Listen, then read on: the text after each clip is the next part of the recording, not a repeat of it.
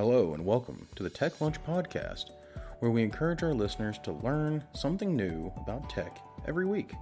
This can range from learning about new and exciting applications to the advancements in coding and technology. If you are always learning, you will always be a step above the rest. Take the time during lunch or during a break to listen and learn, kind of like a lunch and learn, but for the ears. This podcast will open the listener's ears to new and exciting technologies they may have not been purviewed to in the past. These topics will range from manufacturing technologies to data collection technologies and everything in between. Hello, I'm Nick. Hello, I'm Ed. And this week we're going to touch on something that we kind of rolled into the last couple weeks with requirements gathering and the software testing approach. And this is the software deployment side of the house. And so this week we're going to kind of be talking about software deployment, which is part of the software development life cycle.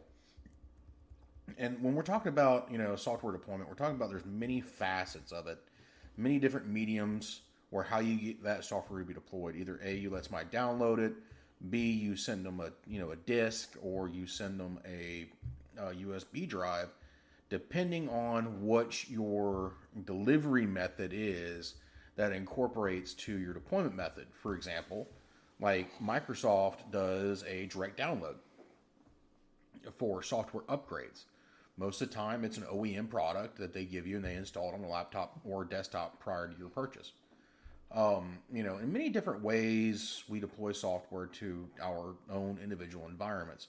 And when we're talking about software deployment, what are you kind of thinking of from the OT standpoint? From the OT standpoint, a lot of times the programs are developed off-site via virtual commissioning, and the programs are sent from the programmer or the control engineer that's in charge to the control engineer on site. And what'll happen is he'll send the program to that guy, and that guy will simulate it, and then he'll download that program to a machine, coordinate it through production, and then they verify functionality. So that could be via a Dropbox, or it could be via a direct connection on a server. That kind of sounds kind of familiar to how we do it in IT. When we're talking about doing software development, usually we have three different environments set up. Usually we have the test environment, the integration environment, and the production environment, which everybody sees. No one gets to see the integration environment or the test environment unless we're doing like a UAT or IVNV or something like that we're working on. So usually when we're testing our software, like we were talking about in the last episode, we're using a test environment. It's a bare bones test environment. It doesn't have a whole lot of extra connections or anything like that to the outside world. We move into the integration environment. We begin our integration testing, kind of like what y'all would do with your virtual commissioning, where we may have things hooked up to simulate real world environments and stuff like that as we move forward. Then once it satisfies that particular test, the integration test of all things, which you heard us talking about before, then we go in and do a full deployment to our integration environment, be that on a bare bones environment, or we upgrade, through incremental upgrades, because, in the IT world, I don't know if y'all do it in the OT world or not, we do incremental updates, and then we go to massive upgrades. So we'll do a deployment. So it'd be like 1.00 is your first initial deployment. Your incremental update or incremental deployment is like 1.01 or 1.05 and so forth. And then, you go to your next major deployment, which is 2.0, 3.0, 4.0, and so on. But everything still follows that same deployment pipeline. And I don't know, do y'all do that in the OT standpoint? So for us, far as deployment of software, once the software has been proven, far as functionality for what the customer asks for, then you would do what we would call continuous improvement or debugging. Mm-hmm. All scenarios will not present themselves because interaction with people, interaction with equipment, interaction with process would all have to meet, and you cannot. You could, but it's not cost effective to try to simulate every possibility. Right. From OT standpoint, the only time that say an incremental change, because OT doesn't change as much as IT, is if we had some firmware updates that either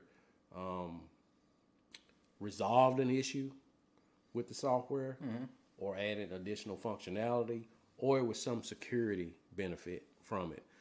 But for the most part, we lock in firmware versions, and the program is a living program. So of course you're going to always do continuous improvement. Maybe some functionality that we didn't originally plan for is necessary now because production said, hey, well, we want to do it this way. Right. So from that standpoint, that's all the time. But far as from when we're talking deployment, really the only time we're doing a deployment in the same sense as IT is if we're doing something with firmware, or we're adding a brand new functionality for the whole line, or we're changing the way the line works itself. Right. So you guys aren't really, too focused on, getting rid of your added features that at one point used to be called bugs. And that's another reason why, in IT we do, deployments, is to get rid of those, pesky unwanted features that, magically pop up, during the life cycle. We do those. We do security hotfix deployments. So if we got a patch like what happened recently, the Log4j, we will do a deployment to fix the Log4j vulnerability. So we've done that. That's stuff that we kind of focused on. And even with the Log4j, vulnerability, if we're going to talk about, security software deployments, we still went through the whole test, integration, and production environment testing, even though all it was changing one part of the code. So it wasn't changing an entire code set, but it was changing one portion of the code inside the Java, library. However, that's been, rectified, and we don't have to worry about it again. But it's also when you start talking about deployment, you start talking about different deployment pipelines. So is it going to be like an Azure pipeline where it is up to the locality to, pull their update, or, kind of like what you would do if you had a, Windows upgrade going on in your laptop, would you pull that upgrade, which is, part of the pipeline, or it's just a downlink where it's from central pushed, it's a pushed update. You have those different type of deployments, and then you have the bare bones hard metal, deployments where it is you start from scratch. You blow it all away and you start over again. And so like IT, we have multitude ways of, sending out an update or a deployment to our equipment, and I know that sometimes, I don't know if y'all have the same, way of pushing updates like what we do, but, kind of when you're doing, pushing updates to, equipment, what are you kind of doing? So first step for us is we go over the logistics of making an update. Then we will first deploy it to the test environment. Once we deploy it to the test environment, we check functionality and to see if we have any instability. After that, we will arrange for spot testing. So we will pick a few machines that are not production critical. We will try it on those machines for a week. And if we do not experience any problems, then the deployment is arranged to be done outside of production hours for a zone. So we'll do a zone and verify that zone works. After we verify by zone, we'll deploy it to the whole shop with the intention, or with always keeping in mind, if there's a problem, we have a way to roll back to a known version that works. So for us, it's more of a, we are strategic in how we do it, do the deployment, because disruption to production is more critical, as opposed if we had disruption into the office environment. So disruption on the shop floor can cause a company to lose money. So we keep all those things in mind. But the big thing is we test these things in a virtual commissioning environment. So we'll run a virtual machine with an instance of whatever software we're using. Say if we're using Siemens S7, we'll run an instance of that.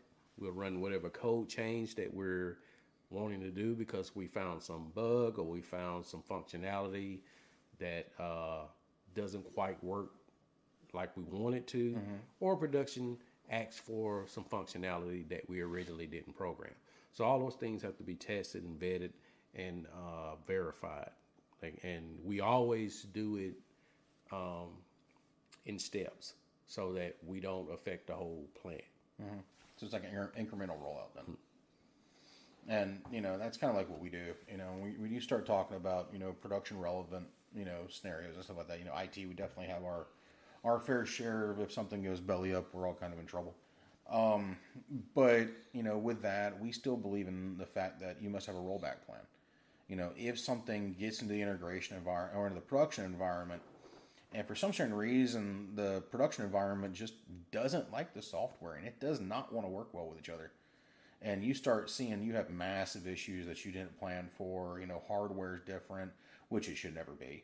And then from there, we have the ability to roll back, like you said, to an earlier working known version.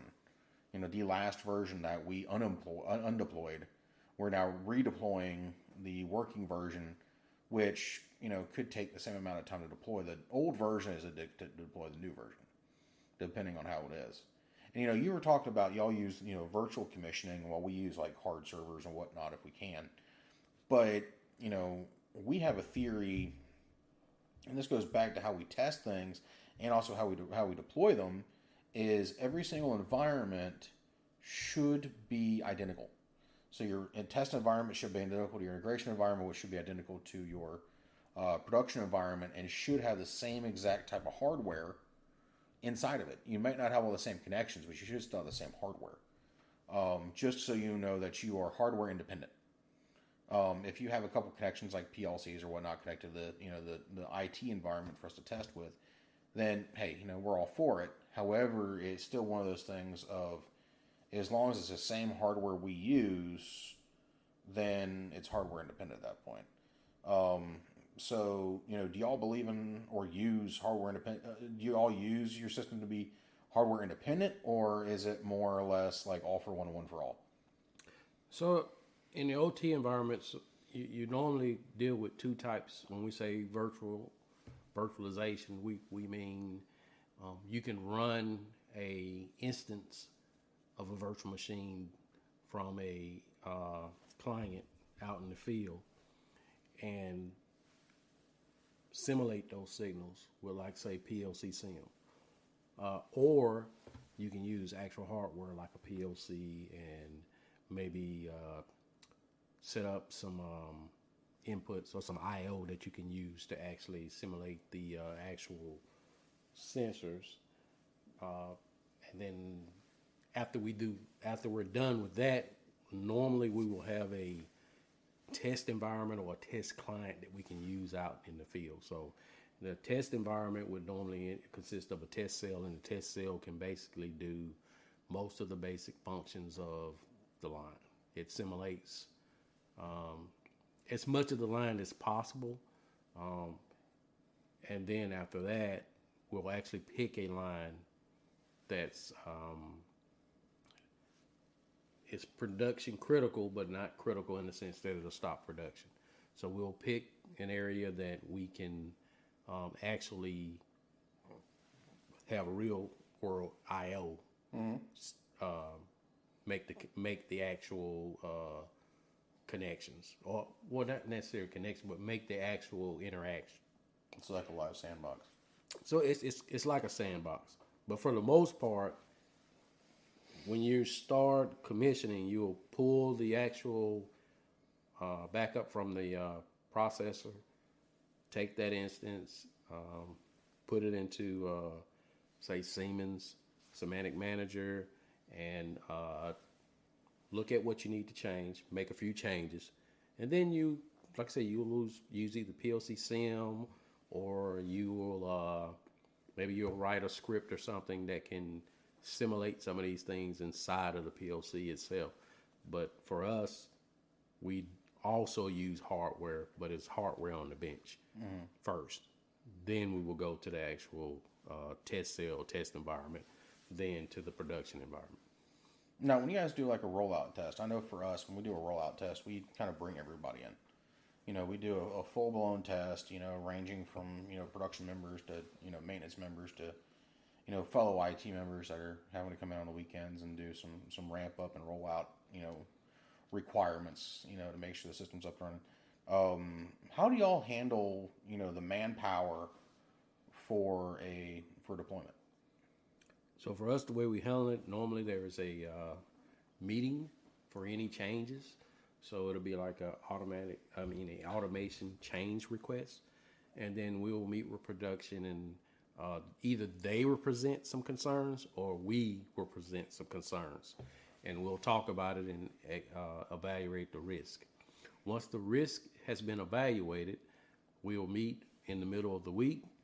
We'll have a weekend activity meeting, documenting everything that's suggested to be done, and normally that's approved in that meeting, but we also have to keep in mind that it's around the production schedule.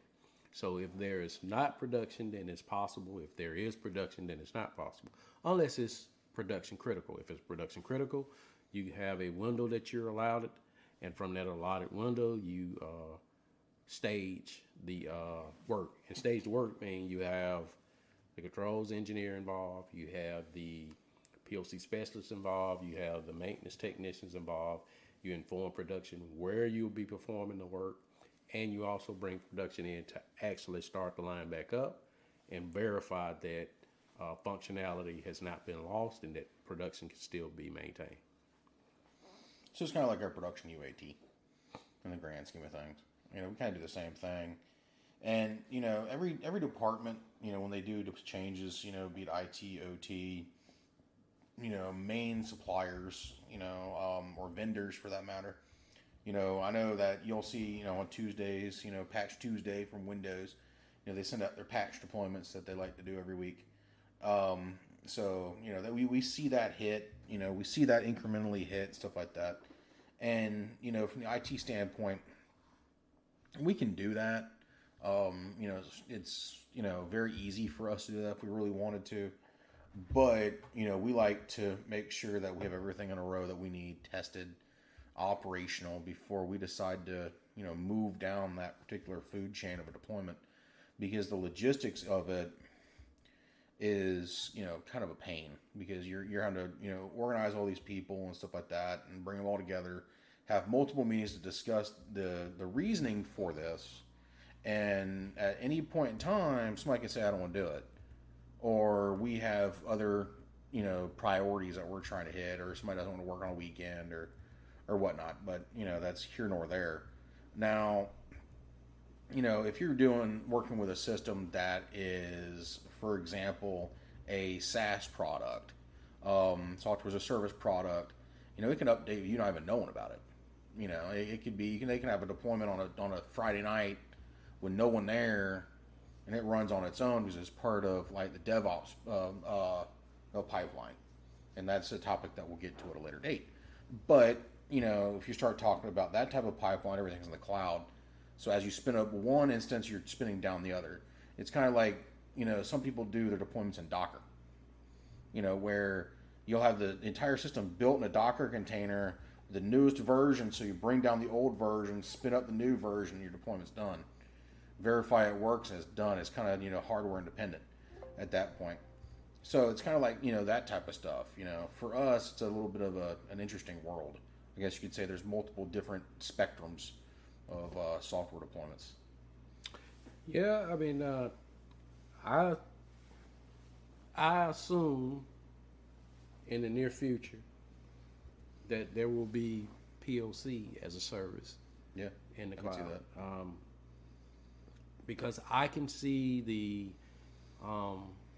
industry 3.0 way of programming PLCs will become annotated or will become obsolete, because with industry 4.0, what you're able to do is, if I'm able to just have a few resources out in the field, and each resource has some intelligence, then I do not have to have a central processor controlling everything.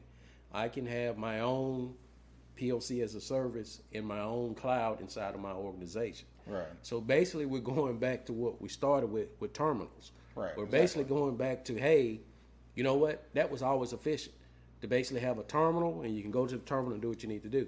So if I make each component smart and also self-aware. Right. Self-aware meaning I unplug one, I plug another one in, it say, hey, I'm node whatever, I get this IP address, let's go. Right. You know, and then also you can do things like if it's self-aware, it can say, hey, I'm experiencing a problem, I'm going to archive myself so that I have my latest state. I'm taking a snapshot, archive. So as soon as I fail, all the person has to do is bring another box, plug the box up, and the PLC as a service inside of your personal cloud, or maybe you have a corporate cloud, or however you want to deal with the logistics of that. It just basically say, hey, somebody plugged up in this port. This port here is this IP address. Map the IP address. Put all the software there. Let's roll. Yeah. Do a check. Everything works. I ping. I'm good there. Hey, the program is correct. No changes have been done to the program. Go online. And that's what I can see in the future when we're talking about the cloud. That's the benefit of the cloud, even for industrial control system. Yeah, I agree with that. You know, at that point, you can spin PLCs up and not have to worry about their, updates or anything like that, or the versions. You know, you can have one version, you can take a version down and bring it back up as soon as a new version's available. And all you really have to do, at your lower levels, has distributed IOs to be able to handle the rest of the work. So you don't even have to worry about that. And then you pretty much have your, your HMIs on an iPad, in the grand scheme of things. But, when you talk about deployments, that makes life a whole lot easier. Especially when you talk, the software as a service is probably one of the best pieces of software to look at when you're talking about like a software delivery lifecycle. When you're looking at that type of stuff with the SDLC, you're kind of like looking at how it's set up and stuff like that. But cloud, you can jump from one cloud to another cloud and update what you need. However, everything can be either Dockerized or containerized, so it uses less resources, and it's a little bit faster for the customer. And then you don't have to worry about having hardware on site. You don't have to worry about it getting wet if there's a hurricane or anything like that, like what we have to deal with. But that's here nor there. And then you kind of go from you make it really easy, less complicated. You have faster route for deployments. It's the best way to go. And, with that, we'll go ahead and I'll leave the last words over to Ed, and we hope you all have a good night, and we'll talk to you later. Ed? So we appreciate you guys tuning in and listening.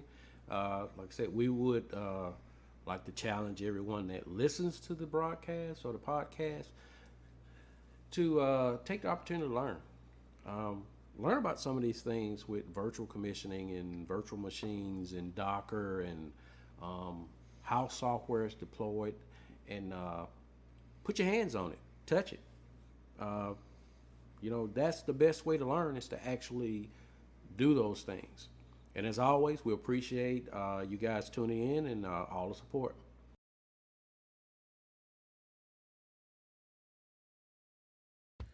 Thank you for listening to the Tech at Lunch podcast, where we hope you learned something about tech during your break or during your lunchtime. If you did, please give us a follow to prevent missing future episodes. If you have any ideas or something you want to hear or learn about, please send us a show idea to podcast@vulcanara.com. Hope you have a good rest of the day and continue learning.